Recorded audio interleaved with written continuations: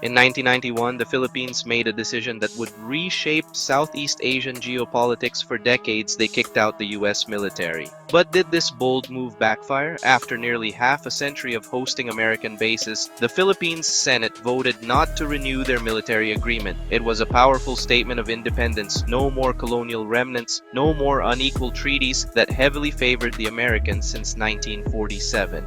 The benefits seemed obvious at first. The Philippines had finally regained full sovereignty over their land. Those massive bases at Subic Bay and Clark Air Base, they transformed them into thriving special economic zones. Subic became a bustling free port attracting private investment and developing its own airport. Clark evolved into a major tech and logistics hub with an international airport that serves millions today. But there was a steep price to pay. Tens of thousands of Filipino workers lost their jobs overnight when the bases closed.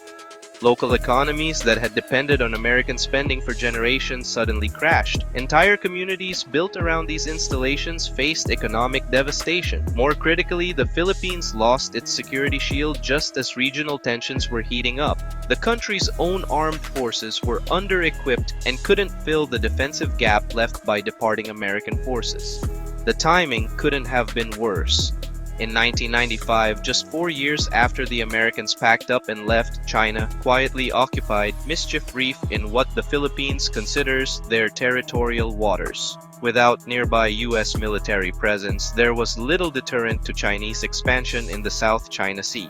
This pattern continued. China grew bolder, building artificial islands and militarizing disputed areas, whilst the Philippines watched from the sidelines, lacking the military capability to respond effectively. So was kicking out the Americans worth it? The answer is genuinely complicated. The Philippines absolutely strengthened its national sovereignty and eventually rebuilt those local economies into something even better. But it also created a dangerous security vacuum that China was quick to exploit. That's precisely why, by 1999, the Philippines quietly re-engaged with America through the Visiting Forces Agreement, followed by enhanced defense cooperation in 2014. Sometimes, the true cost of independence only becomes clear years later. Don't forget to like and subscribe for more geopolitical analysis.